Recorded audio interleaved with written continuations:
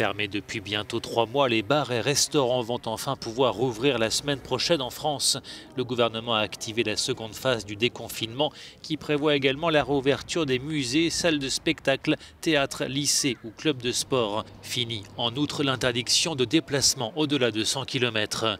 Au vu du recul continu de l'épidémie, presque l'ensemble du territoire passe au vert, sauf la région parisienne, Guyane ou Mayotte, où la levée des restrictions sera plus prudente.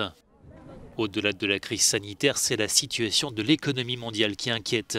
Lors d'une visioconférence qui a réuni une cinquantaine de dirigeants, le chef de l'ONU a défendu la suspension des dettes, voire des mesures de réduction pour les pays les plus vulnérables. Antonio Guterres craint que la pandémie n'entraîne des niveaux historiques de famine et il estime que plus d'1,5 milliard de personnes pourraient ne plus avoir de revenus si aucune mesure n'est prise maintenant.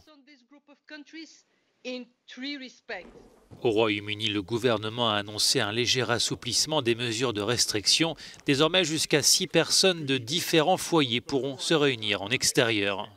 Actuellement, comme vous le savez, les gens peuvent se rencontrer dans les parcs, mais pas dans les jardins privés, explique Boris Johnson.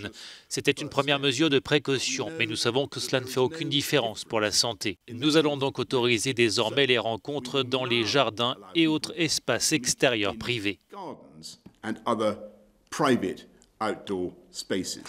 Les Britanniques qui ont une nouvelle fois rendu hommage aux soignants, une 10e semaine consécutive d'applaudissements dans le pays le plus frappé en Europe par le coronavirus, avec près de 40 000 morts.